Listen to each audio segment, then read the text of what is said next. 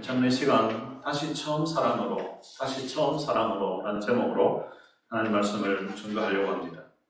이 처음 사랑이라고 하는 것은 순서적으로 어떤 처음이라는 그런 의미도 있고요. 그리고 최고의 것이라는 그런 의미로 처음이라고 성경에서 표현하게 합니다. 첫 열매를 하나님께 드린다고 할 때도 첫 번째 순서적으로 이제 처음 난 것을 하나님께 드린다는 그런 의미도 있지만 최고의 것을, 가장 소중한 것을 하나님께 드린다는 그런 의미도 있습니다. 열왕기상과 열왕기하를 읽고 그 다음에 이제 나오는 역대상하를 읽다 보면 열왕기상하 또 어떤 내용은 사무엘상하에 있던 그 내용들이 역대상하에서 그대로 반복되는 그런 내용을 발견하게 됩니다. 어떤 것들은 보면 순서적으로도 그렇고 거의 동일한 내용인데 왜 이렇게 기록했을까라는 그런 의문이 들기도 합니다. 역대 왕들의 기록을 했다는 점에서는 동일하지만 그 내용을 자세히 보면 조금씩 차이가 있습니다. 그 차이는 어떤 점에서 발생했는가 하면 첫 번째로는 이 두 가지의 어떤 역사서가 기록을 했던 그 시대적인 배경 자체가 연도가 완전히 다릅니다. 열왕기상하 같은 경우에는 이제 유다가 멸망한 다음에 바벨론에 포로로 잡혀간 그 시절에 열왕기상하를 기록했습니다. 그러니까 열왕기상하를 기록한 저자의 마음에는 왜 하나님의 백성이 망하게 되었는가? 왜 하나님의 도성 예루살렘이 이 바벨론에 의해서 무참하게 망하게 되었는가? 거기에 대한 의문이 있었습니다. 거기에 대한 어떤 질문에 대한 답변을 열왕기상하를 통해서 하는 것입니다.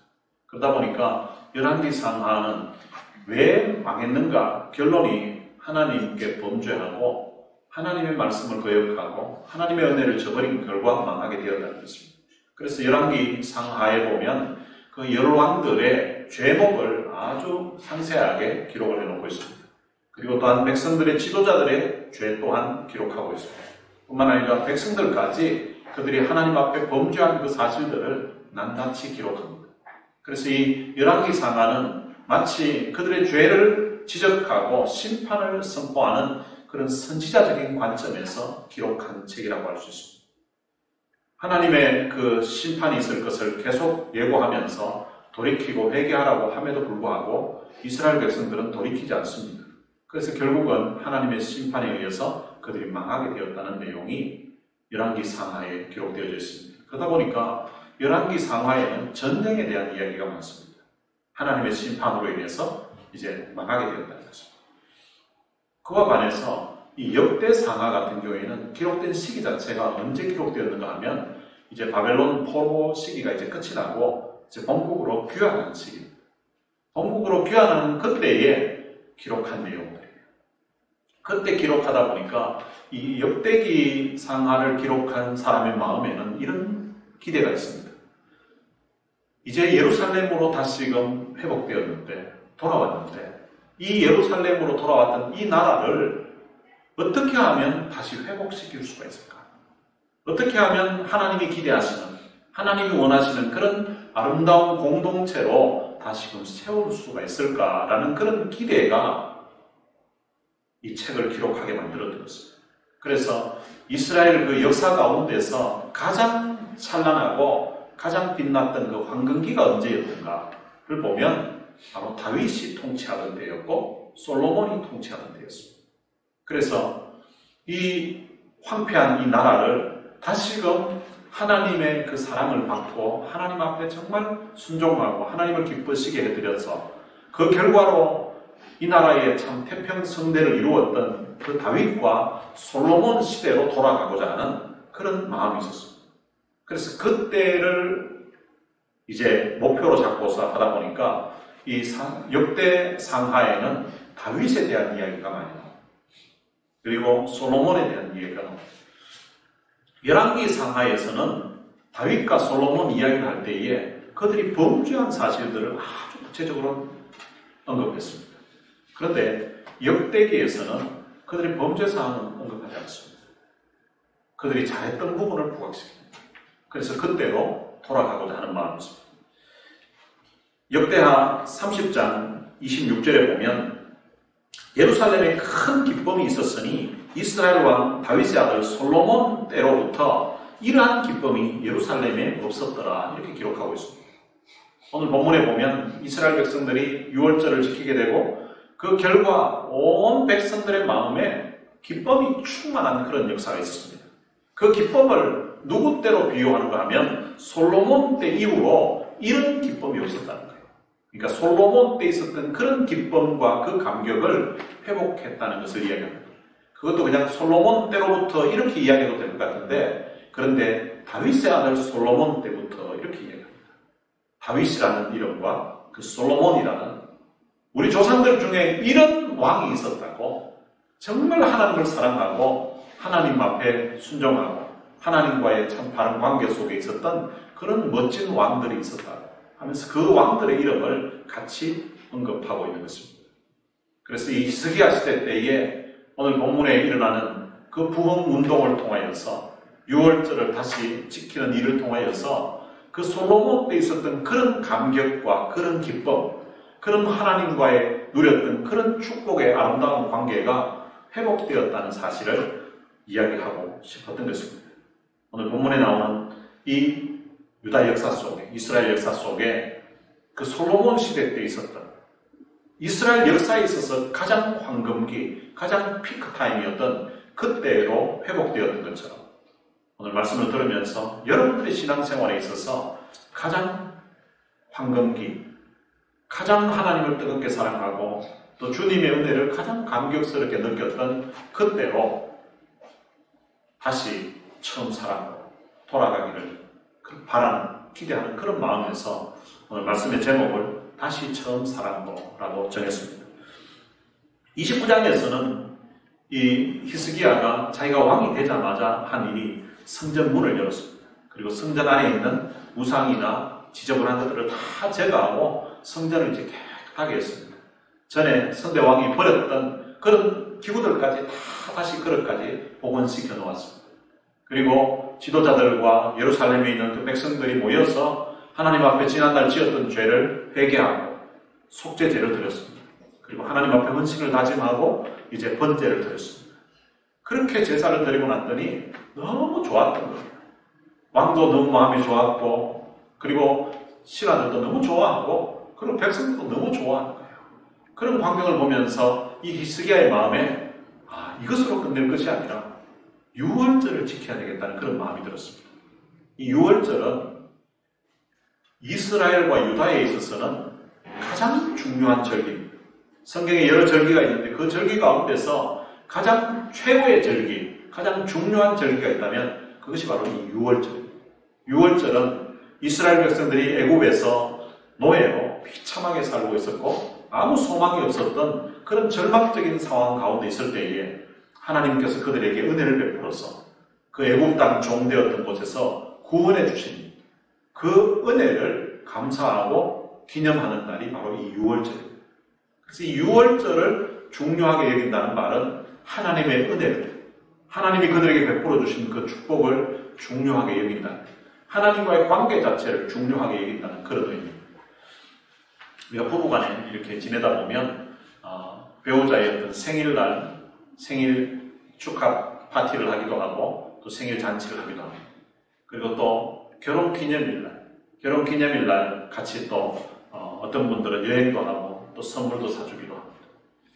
그런 기념일들을 챙기지 않고도 같이 살아가고 그렇게 합니다. 그러나 정말 배우자를 소중히 여기고 그러면은 그 결혼기념일날, 이 두 사람이 사랑해서 만나서 결혼했던 그 기념일, 그리고 또 그 배우자가 태어났던 그 날을 소중하게 여기는 것이 아주 그 부부가의 그 관계에 있어서 얼마나 참 사랑하는지를 표현해주는 하나의 그 표시라고 할 수 있습니다. 그 배우자와 결혼했던 그 결혼 기념일이 없으면 두 사람이 결혼 생활하면서 그리고 또한 자녀들을 낳고 키우면서 지냈던 그런 것에 대한 의미 자체를 크게 안 둔다고 해석할 수도 있기 때문에, 물론 살기 어려울 때는 그 기념일 다 챙기지 못하고 그렇게 지냈을 수도 있습니다. 그러나 조금 삶의 여유가 있고 그리고 또 마음의 여유가 있고 그렇게 되면 이런 기념일들을 챙기는 것처럼 이스라엘 백성들에 있어서는 바로 이 유월절이라는 것은 그들을 애굽 땅에서 종되었던 그 비참한 상황 가운데서 자유를 주시고 새로운 땅을 주시고 하나님이 그들의 하나님이 되어 주셔서 돌봐주신 그 은혜에 대한 그 처음 사랑에 대한 감격, 감사를 기억하는 날, 그게 바로 유월절이라고 할 수 있습니다. 그래서 이 히스기야의 마음에 이 유월절을 지키려고 하는 마음이 있었습니다. 그래서 이 유월절을 지키기 위해서 백성들과 의논한 내용이 1절에 보면 나옵니다. 히스기야가 온 이스라엘과 유다의 사람을 보내고 또 에브라임과 므낫세에 편지를 보내어 예루살렘 여호와의 전에 와서 이스라엘 하나님 여호와를 위하여 유월절을 지키라 하니라. 그러니까 지금 온 이스라엘과 유다의 사람을 보냈다는 것입니다. 또 어떤 지역에는 편지를 보냈습니다. 그렇게 해서 이제 예루살렘에 와서 유월절을 지키라고 하는 것입니다. 유월절을 지키라고 했는데 2절에 보면 왕이 방백들과 예루살렘 온 회중과 더불어 의논하고 둘째 달에 유월절을 지키라 하였다고 그렇게 말합니다. 원래 유월절은 출애굽기에 보면 1월 14일에 지키도록 했습니다. 1월 14일에 지키도록 했는데 근데 지금 왕과 이 방백들은 지도자들인데요. 그 대신들과 그리고 예루살렘에 있는 그런 시민들이 같이 모여가지고 의논했는데 둘째 달에 1월 달이 아니라 둘째 달에 지키도록 그렇게 이제 결정을 했다는 것입니다. 이유가 있는데 3절에 나옵니다. 이는 성결하게 한 제사장들이 부족하고 백성도 예루살렘에 모이지 못하였으므로 그 정한 때에 지킬 수 없었습니다.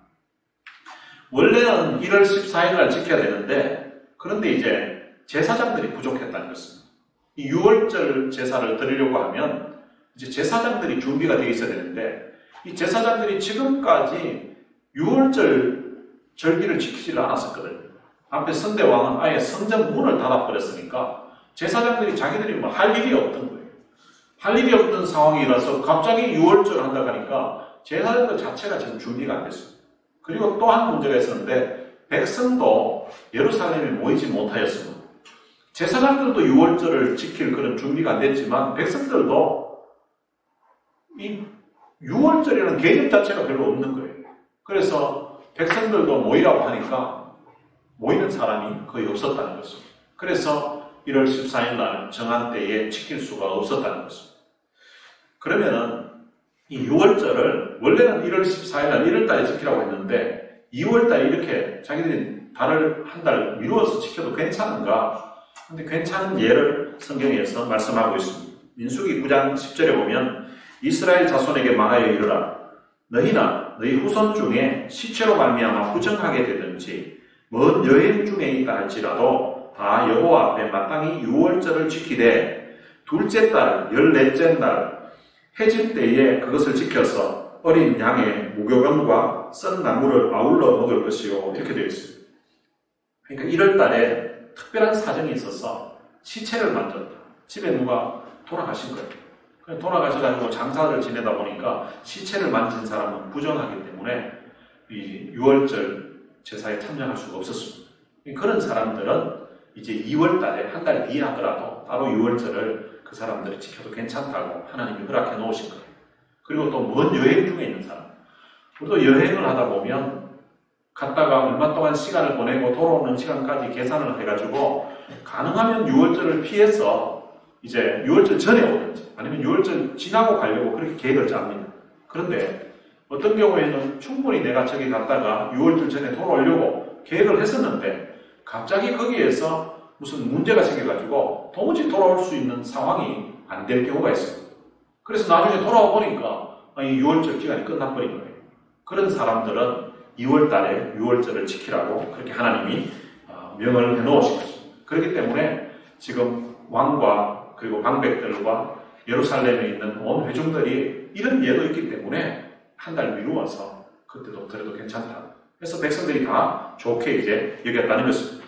드디어 이제 5절에 보면 드디어 왕이 명령을 내려 브엘세바에서부터 단까지 온 이스라엘에 공포하여 일제히 예루살렘으로 와서 이스라엘 하나님 여호와의 유월절을 지키라고 하였습니다.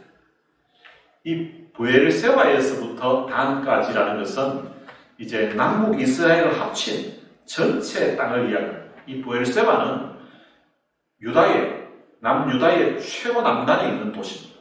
그리고 다음은 이제 이스라엘 최고 북쪽에 있는 도시입니다. 그러니까 가장 남쪽에서부터 가장 북쪽에까지, 우리나라 한국식으로 표현하면 백두에서 한라까지 뭐 이런 의미예요.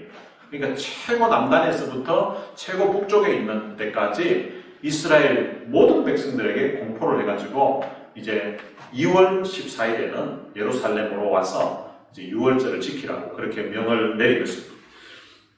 그렇게 명을 내리니까 6절에 보면 보발꾼들이 왕과 방백들의 편지를 받아가지고 왕의 명령을 따라 온 이스라엘과 유다에 두루다니며 전했다고 그렇게 말씀하고 있습니다. 이 보발꾼은 파발꾼이라고도 하는데요. 영어 성경에 보면 큐리어라고 되어 있습니다. 그러니까 택배하는 사람을 큐리어라고 합니다. 배달하는 사람. 이런 심부름하는 사람들을 이제 보낸 것입니다. 온 이스라엘 보내가지고 이제 두루다니면서 돌아오라고 하는 것입니다. 근데 이 사람들이 단순히 그냥 택배 배달하듯이 6월절에 오세요, 6월절에 오세요 이런 식으로 전하지 않았습니다. 이 사람들이 하는 그 내용을 보면 거의 뭐 목사님 설교하는 그런 수준으로 이야기합니다. 이스라엘 자손들아, 너희는 아브라함과 이삭과 이스라엘의 하나님 여호와께로 돌아오라. 그리하면 그가 너희 남은 자, 곧 아수르 왕의 손에서 벗어난 자에게로 돌아오시리라. 그러니까 그들이 설명을 계속합니다. 너희 조상들과 너희 형제같이 하지 말라. 그들은 그의 조상들의 하나님 여호와께 범죄하였으므로 여호와께서 멸망하도록 버려두신 것을 너희가 똑똑히 보는 바이다. 너희들은 너희 조상들처럼 그렇게 하지 말라는 것입니다. 그리고 너희 형제들처럼도 하지 말라는 것입니다. 너희 조상들처럼 그렇게 하나님께 범죄하다가 결국은 멸망하게 됐으니까 너희들은 돌아오라는 것입니다. 그리고 그 다음 절에 보면 8절에서 그런즉 너희 조상들과 같이 목을 곱게 하지 말고 여호와께로 돌아와 영원히 거룩하게 하신 전에 가서 너희 하나님 여호와를 섬겨 그의 진노가 너희에게서 떠나게 하라. 그러니까 너희들이 이번에 하나님 앞에 예루살렘으로 돌아와서 6월절 절기를 지키게 되면 너희 가운데 있었던 그런 모든 여호와의 진노가 다 떠나갈 것이라고. 그러니까 너희 조상들처럼 목을 곱게 하지 말라는 것입니다. 그리고 9절에서는 이렇게 설명합니다. 너희가 만일 여호와께 돌아오면 너희 형제들과 너희 자녀가 사로잡은 자에게서 자비를 얻어 다시 이 땅으로 돌아오리라고 그렇게 이야기합니다. 지금 이 남쪽 유다에서 이 소식을 북쪽에 가서 전하는데요. 남쪽 유다도 그들이 바벨론의 포로로 잡혀갔었는데 그들이 독립운동을 해서 해방이 돼서 돌아온 게 아닙니다. 그들을 사로잡고 있었던 자들이 이제 고레스 왕이 페르시아 왕 고레스가 이 바벨론을 정복하게 되면서 고레스의 마음에 유다 사람들을 향한 불쌍히 여기는 자비를 베푸는 마음이 생깁니다. 그래서 돌아가라고. 너희들이 고국으로 돌아가서 너희들이 섬기고 있는 그 신을 섬기라고 그렇게 한 것입니다.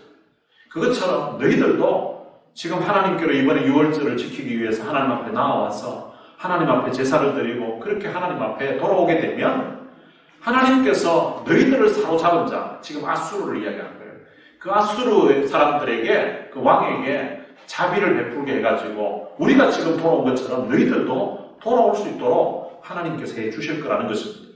너희 하나님 여호와는 은혜로우시고 자비하신지라 너희가 그에게로 돌아오면 그의 얼굴을 너희에게서 돌이키지 아니하시리라. 너희들이 하나님께로 돌아오면 하나님은 너희들을 그의 얼굴을 비춰주시고 하나님은 너희들을 떠나지 않는다. 하나님은 너희들을 버리지 않는다고. 돌아오라고 이렇게 설득을 했습니다. 근데 이렇게 설득을 했었는데 근데 10절에 보면 보발꾼이 에브라임과 므낫세 각 지방 각 성읍으로 두루 다녀서 서불론까지 이르렀다고 말합니다. 그러니까 지금 에브라임과 그리고 므낫세 그리고 서불론까지 이 보발꾼들이 북이스라엘 전역을 돌아다니면서 가서 하나님께 돌아오라고 전했습니다. 그런데 사람들의 반응이 그 다음 나옵니다. 사람들이 그들을 조롱하며 비웃었다. 이렇게 됐습니다. 북이스라엘 사람들이 특별히 에브라임과 므낫세 사람들. 이 에브라임과 므낫세는 요셉의 두 아들입니다. 북이스라엘 중에서 가장 영향력이 있었던 한때 영향력이 있었던 지파가 바로 이 요셉 아들 이 에브라임과 므낫세. 요셉이 그의 아버지가 바로 애굽의 총리였기 때문에 그의 두 아들이 아주 영향력이 있었던 그런 때가 있었습니다. 근데 그런 때가 영향이 있었던 때가 지난 지가 400년의 세월이 지났습니다. 결국은 애굽에서 노예 생활인 거죠.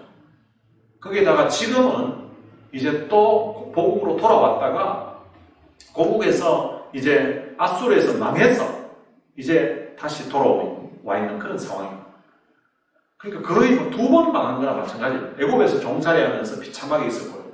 그리고 가나안 땅에 와서 살다가 범죄해가지고 아수르에서 망해가지고 이제 돌아와 있는. 그리고 아직 형제들과 그리고 자녀들은 그들 중에 자녀들은 아수르에 여전히 포로로 잡혀있는 그런 상황입니다. 그럼에도 불구하고 하나님께로 돌아오라고 하는데 이들은 그 돌아오라고 하는 그 사람들의 소리를 조롱하며 비웃었다고 합니다. 그 다음 절에 보면 그러나 아셀과 므낫세와 스불론 중에서 몇 사람이 스스로 겸손한 마음으로 예루살렘에 이르렀다고 그렇게 말합니다. 겸손한 사람만이 하나님의 초청에 응할 수가 있는 것 같습니다. 자기가 뭔가 가졌다고 생각하고 자기가 힘이 있다고 생각하고 왕년에 내가 괜찮았다고 생각하고 이런 사람들이 이제 오히려 돌아오라고 하는 그 소리를 조롱하며 비웃었습니다. 근데 그 중에는 몇 사람이 스스로 겸손한 마음으로 그 보발꾼들이 외치는 호소하는 그 소리를 듣고 돌아온 것입니다. 작년과 그리고 저작년에 저희 교회 단기 선교팀들이 프리주노에 있는 몽족 사람들이 가서 복음을 전했습니다. 그 여름에 100도가 넘는 그 날씨에 100도, 110도 되는데 집집마다 문을 두드리면서 우리 교회에서 여름 성경학교 하는데 아이들 좀 보내달라고 하면서 문을 두드렸습니다. 그런데 많은 사람들이 문을 열어주었고 그리고 사람들을 보내줬습니다. 작년에는 21명 그리고 저작년에는 13명이 돌아오는 그런 놀라운 역사가 있었습니다. 마치 그런 것처럼 오늘 우리들이 예수 믿고 하나님의 자녀가 된 것도 누군가 마치 보갈꾼들처럼 우리들의 어떤 분은 부모님에게 때로는 할아버지, 할머니에게 그리고 또 당사자에게 찾아와서 하나님께로 돌아오라고 십자가의 사랑을 전하면서 하나님의 은혜를 전하면서 돌아오라고 외친 것입니다. 그 전해주었던 그 복음을 통하여서 오늘 우리의 마음에 하나님이 겸손한 마음을 주시고 하나님이 우리의 마음을 감동시키셔서 우리가 하나님의 자녀로 되어 있는 것입니다. 12절에 보면 그들이 가서 외쳤을 때에 하나님의 손이 또한 유다 사람들을 감동시키사 그들에게 왕과 방백들이 여호와의 말씀대로 전한 명령을 한 마음으로 준행하게 하셨더라. 그러니까 북이스라엘 사람들은 대부분의 사람들이 조롱하고 비웃었는데 근데 남쪽 유다 사람들은 그 마음에 하나님이 감동을 주셨다는 것입니다. 그래서 남쪽 유다에 있는 사람들은 거부감이 없이 다 돌아오는 그런 놀라운 역사가 일어났습니다. 이들은 지난번에 한번 예루살렘에 사람들이 모였었습니다. 모여서 그들이 속죄제를 드리고 그리고 번제를 드리고 이러면서 하나님 앞에 제사 드리면서 하나님 앞에 나와왔더니 너무 은혜 받고 너무 좋았던 거예요. 그리고 또 거기 참석 못했던 사람들도 참석한 사람들로부터 너무 좋았다는 그런 소문을 들었습니다. 그래서 다시 6월절 지키자고 했을 때에 지난번에 집회에 참석하고 너무 좋았던 사람들은 또 모인다고 너무 잘 됐다고 하면서 준비된 마음으로 나오게 되고 그리고 지난번에 또 소문만 들었던 사람들은 이번에는 나도 가야지 이러면서 마음에 감동이 일어난 것입니다. 그래서 사람들이 이제 한 마음으로 준행하게 되었다라고 그렇게 말씀하고 있습니다. 13절에 보면 둘째 달에 백성이 무교절을 지키려 하여 예루살렘에 많이 모이니 매우 큰 모임이라 이렇게 말씀합니다. 앞에 1절에서는 분명히 6월절을 지키라고 이렇게 했습니다. 그런데 13절에 가서는 갑자기 둘째 달에 백성이 무교절을 지키려 하여 이렇게 앞부분에는 6월절이라고 했는데 여기에서는 무교절이라고 이렇게 갑자기 바뀌어버렸습니다. 그러면 이 6월절과 무교절 이것은 도대체 무슨 차이가 있는가 하면 6월절은 하루에 14일 하루를 6월절이라고 합니다. 이 6월이라는 말은 이제 지나갔다는 것입니다. 지나간, 패스오버 했다는 뜻입니다. 죽음의 그 사자가 이제 그 피가 묻어있던 그 집을 이제 그냥 지나갔다. 그런 의미로 이제 그날 하루를 이야기합니다. 근데 이 무교절은 6월절 그 다음 날부터 해서 일주일간을 이야기합니다. 그래서 6월절은 하루고 무교절은 일주일인데, 근데 이것을 그냥 통상적으로 전체 일주일을 그냥 합쳐가지고 6월절이라고 이렇게 이야기해요. 우리 한국식으로 보면 우리 설 연휴라고 이렇게 이야기하죠. 설 중에 설 연휴라고 하는데 설은 하루밖에 없어요.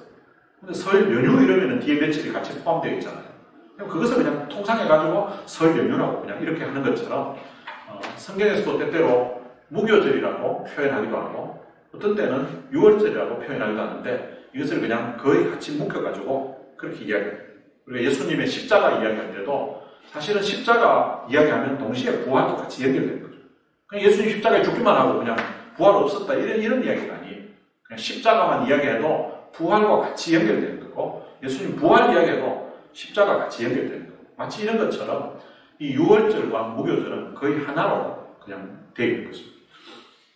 그래서 이제 큰 모임이 예루살렘에 있게 되었다는 것입니다. 17절에 보면 회중 가운데 많은 사람이 자신들을 성결하게 하지 못하였으므로 레위 사람들이 모든 부정한 사람을 위하여 6월절 양을 잡아 그들로 여호와 앞에 성결하게 하였다고 이렇게 말합니다.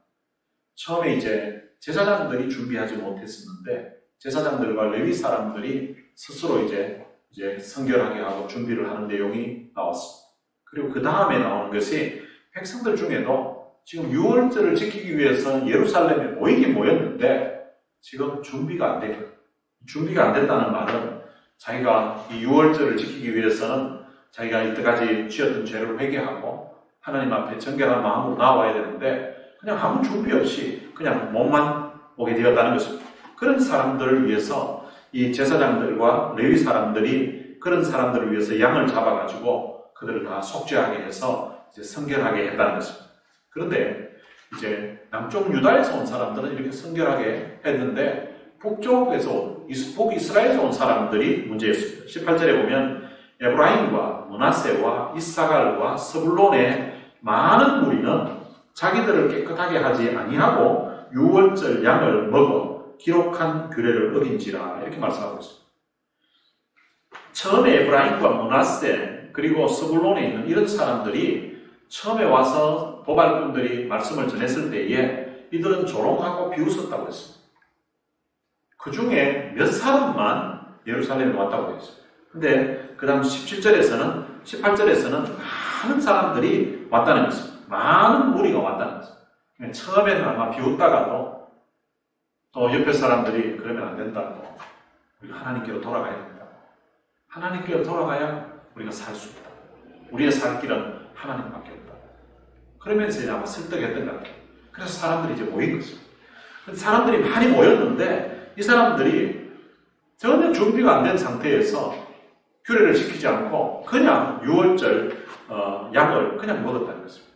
이게 지금 우리식으로 표현하면 이렇습니다. 우리가 성찬식을 합니다. 성찬식을 할 때에 성찬식 하기 전에 먼저 자기 자신을 돌아보라고 했습니다. 돌아본다는 말은 그동안 지었던 죄가 있으면 하나님 앞에 회개하고 또 용서하지 못했던 그런 사람이 있으면 용서하고 자기 자신을 돌아보고 회개하고 그리고 나서 이제 성찬에 임해야 되는데 그런데 그냥 아무 생각 없이 와가지고 성찬식에 오케이 하면서 그냥 먹고 또 심지어 어떤 사람은 우리 성찬식을 할 때에 세례를 받은 사람 유아 세례를 받은 경우에는 입교식을 한 사람 그런 사람들만 성찬에 참여하도록 했는데 그냥 세례도 받지 않고 입교도 안 한 사람이 와가지고 저 뭔데? 하면서 자기가 그냥 먹는 거예요. 이런 사람들이 그 시대에 있었다는 그런 의미로 이해하면 되겠습니다. 그런 상황을 이 히스기야 왕이 들어서 히스기야 왕이 그들을 위해서 기도합니다. 선하신 여호와여 사하옵소서. 결심하고 하나님 곧 그의 조상들의 하나님 여호와를 구하는 사람은 누구든지 비록 성소의 결례대로 스스로 깨끗하게 못하였을지라도 사하옵소서라고 기도합니다. 그러니까 지금 이 예루살렘에 모였다는 자체가 북이스라엘에서 남쪽 유다까지 먼 곳에서 여행을 해서 온 거예요. 이 절기를 지키기 위해서. 그리고 지금 하루만 있다가 가려고 하는 것도 아니고 적어도 일주일을 있기로 작정하고 온 사람들. 그러니까 지금 온 사람들이 그냥 한번 대충 가볼까 이런 마음으로 온 건 아니에요. 그러니까 이 사람들이 나름 작정하고 결심하고 하나님께로 왔는데 근데 이 사람들이 방법을 몰랐던 거예요. 오랫동안 유월절을 지켜본 적이 없었으니까 유월절이 뭔지도 모르고 그냥 온 거예요. 근데 남들이 먹으니까 그냥 자기도 그냥 먹은 것 같아요. 근데 그것이 이제 하나님이 정해놓으신 규례가 있었는데 그 규례를 어겼다는 것입니다. 모르고 어긴 그 사람들을 위해서 히스기야 왕이 중보 기도를 했습니다. 하나님, 이들의 죄를 용서해 주십시오. 이들의 허물을 하나님이 사해 주십시오. 이들이 그래도 그 먼 곳에서부터 이 예루살렘까지 이거 뭐 하루 잠깐 왔다가 얼굴만 내미는 것이 아니라 일주일을 있기로 작정하고 온 사람들입니다. 이렇게 왔다는 말은 하나님 섬기기로 나름 결심하고 온 사람들입니다. 이 사람들이 잘 몰라서 이런 잘못을 범했으니까 하나님 이들의 잘못을 용서해달라. 이렇게 중보 기도를 했습니다. 그렇게 기도를 했더니 하나님께서 그 히스기야의 기도를 들으시고 백성을 고치셨다. 그렇게 말씀하고 있습니다. 그리고 이제 예루살렘에 모인 그 이스라엘 자손들이 크게 즐거워했다고. 자기들은 모르고 막 먹었었는데 나중에 그 의미를 깨닫게 된 거예요. 그리고 또 하나님이 그런 허물이 있었음에도 불구하고 히스기야 왕의 기도를 들으시고 하나님이 자기를 다 용서해 주셨다는 것입니다. 그러니까 너무 좋았던 거예요. 그래서 이제 제사장들은 날마다 여호와를 칭송했다고 합니다. 칭송했다는 말은 하나님의 은혜가 너무 크고 하나님 그분이 행하신 일이 너무 감사하고 그래서 하나님 앞에 참 감사하고 찬송하는 그런 소리가 있었고요. 그리고 큰 소리 나는 악기를 울려가지고 일주일 동안 계속 찬양을 한 거예요. 그러니까 이 일주일 동안이 이스라엘 백성들에게는 같이 먹고 그리고 제사 드리며 막 찬양하고 하는 그런 축제 분위기.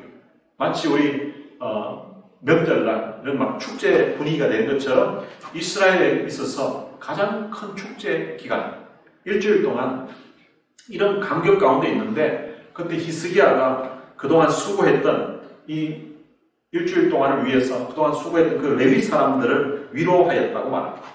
이 수고한 레위 사람들을 격려하고 그리고 이와 같이 절기 7일 동안에 무리가 먹으면서 화목제를 드렸다고 합니다. 이 화목제라는 것은 제사를 드리고 나서 그 드린 제물을 가지고 먹는데요. 그 제사를 드린 사람들이 다 같이 먹어요. 근데 먹는데 이것은 그 다음 날까지 남겨두면 안 됩니다. 그날 다 먹어요. 이 화목제를 드리기 위해서는 사람들이 많이 모여요.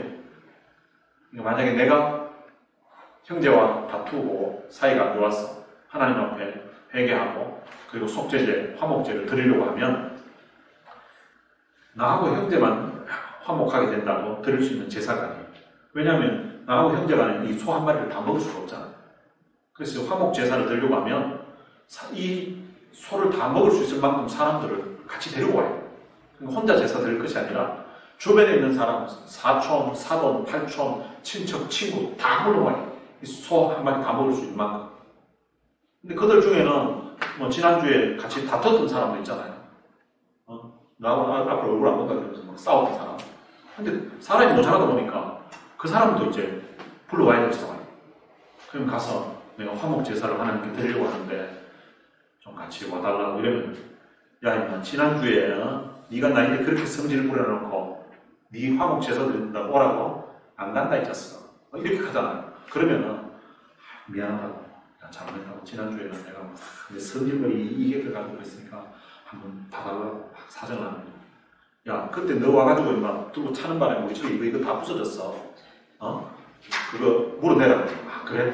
그럼 알았다. 그러면 이제 가서 이제 다 물어주는 거예요.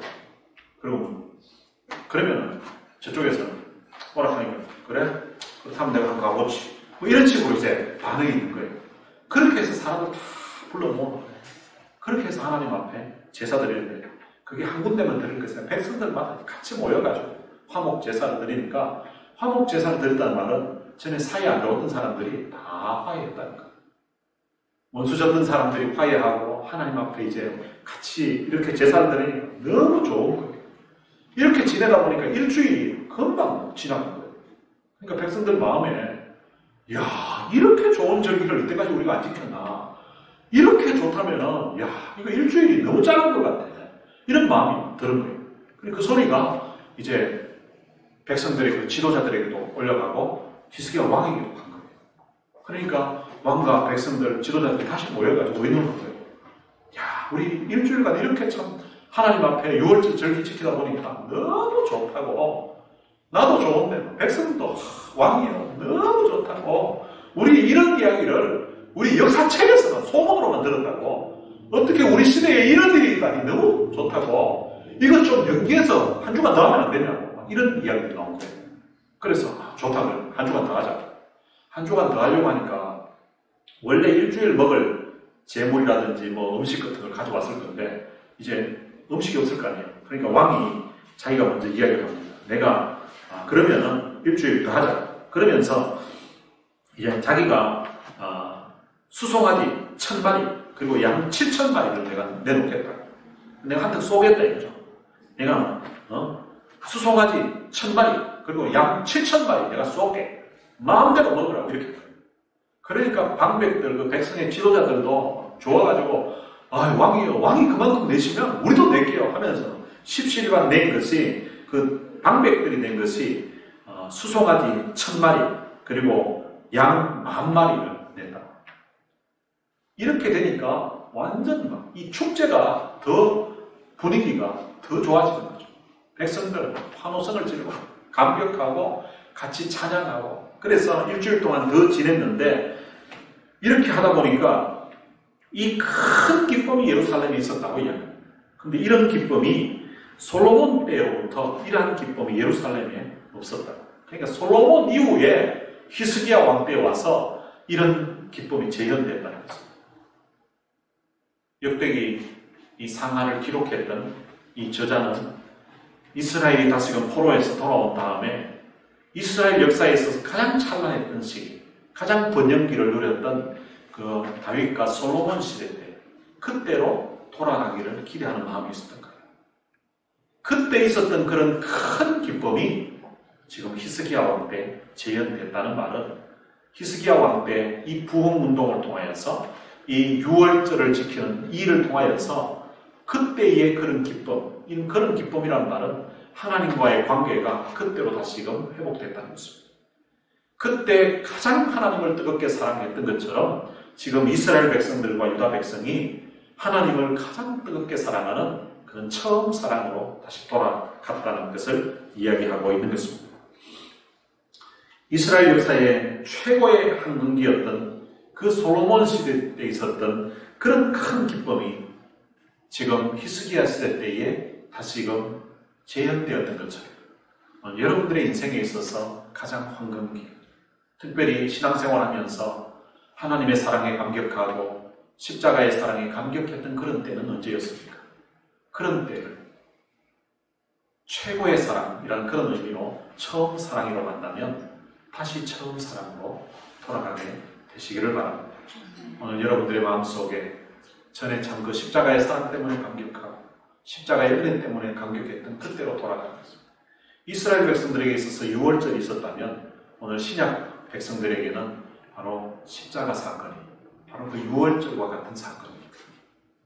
이스라엘 백성들에게 유월절이 없었으면 그들이 지금 누리고 있는 자유도 그들에게 지금까지 누려왔던 그런 은혜도 축복도 하나도 없습니다. 오늘 십자가 사건이 바로 그럴 것입니다. 예수님의 십자가 사건이 없었다면 오늘 우리가 예수 믿고 지금까지 누렸던 그런 기쁨, 마음의 평안함, 그런 행복은 있을 수가 없는 것입니다. 이스라엘 백성들이 이 유월절을 다시금 지키면서 그 처음 사랑을 회복했던 것처럼 여러분들의 가슴 속에 예수님의 그 십자가의 사랑 다시금 회복되는 그런 역사가 있게 되시기를 바랍니다. 그래서 다시 처음 사랑으로 돌아가는 귀한 역사 여러분들의 심령에서부터 일어나게 되시기를 주님의 이름으로 축복합니다. 네. 들은 말씀을 생각하면서 같이 찬양을 하고 부르겠습니다. 십자가 그 사랑이란 찬양입니다.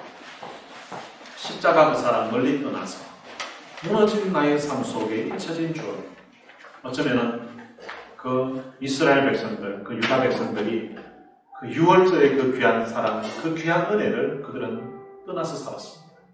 그 결과 그들의 삶은 무너졌고 그들의 나라는 망했습니다. 어쩌면 우리의 삶도 마찬가지일 수도 있습니다. 돌 같은 내 마음 어루만지사.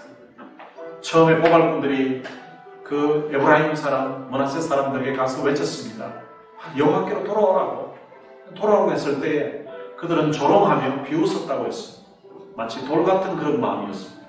근데 그런 마음을 다시 어루만지고 그러면 안 된다고, 하나님께로 돌아가야 된다고 그렇게 설득해서 다시금 예루살렘으로 오게끔 만들었습니다. 그 2절에 보면 지나간 일들을 기억하지 않고 이전에 행한 모든 일을 생각지 않고, 지나간 일들을 기억하지 않는다고 했습니다.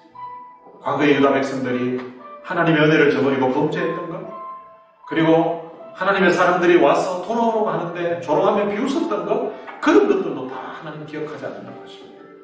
그리고 돌아왔어도 그들이 어떻게 해야 되는지를 몰라서 유월절 규례도 모르고 막 먹었던 그런 허물들도 이전에 행한 모든 일 하나님이 생각지도 않는다, 그렇게 말씀하고 있습니다.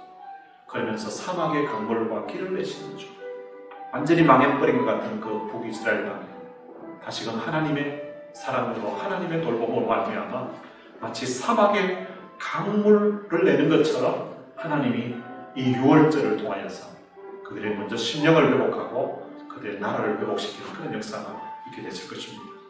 내 안에 새길 행하실 그 주만 바라본다.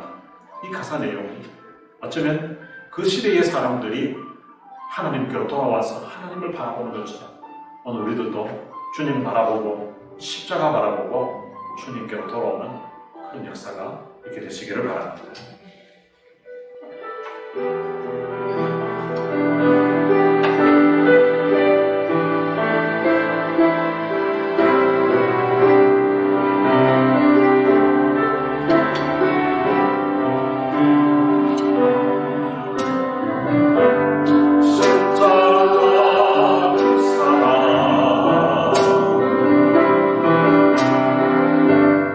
멀리 떠나서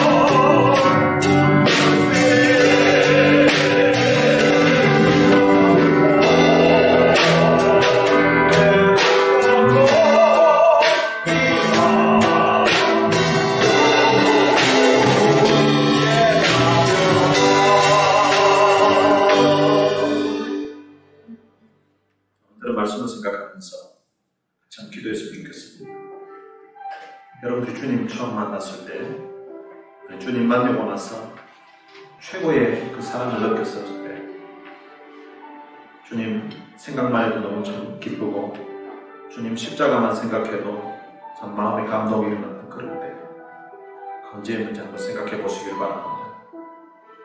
근데 지금 또한 여러분들의 상황은 어떤지 한번 생각해 보시길 바랍니다. 혹시 그때 있었던 그런 감사, 그때 있었던 그런 행복과 그런 기쁨이 지금 만약에 사라졌다면 사라진 원인이 무엇인지 한번 생각해 보시길 바랍니다. 혹시 바쁘게 살다 보니까, 정신이 없이 살다 보니까 그렇게 됐습니까? 아니면 자꾸만 주님을 멀리하고 어떤 죄 때문에 혹시 주님과 멀어진 것 같습니까? 다시 처음 사랑으로 회복하게 된다. 우리 같이 한번 기도했으면 좋겠습니다. 살아계신 아버지 하나님, 은혜를 감사합니다.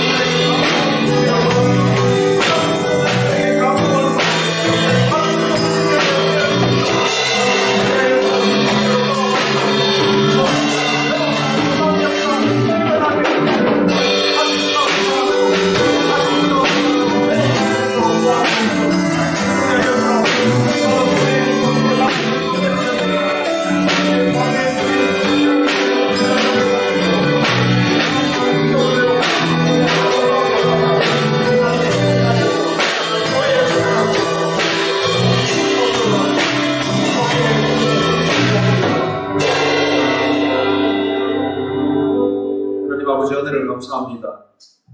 히스기야 때에 솔로몬 때 있었던 그런 큰 기쁨과 그런 축제가 재현되었던 것처럼 하나님이 우리가 드리는 이 예배 가운데도 하나님 그런 놀라운 역사가 일어나게 하여 주옵소서.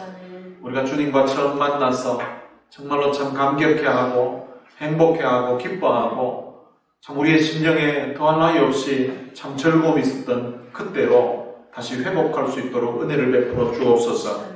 오늘 우리의 심령에 십자가의 사랑으로 다시금 회복시켜 주시고 십자가 그 사랑이 우리의 심령을 젖시고 십자가의 은혜가 우리의 삶을 덮을 수 있도록 주님이 역사해 주옵소서.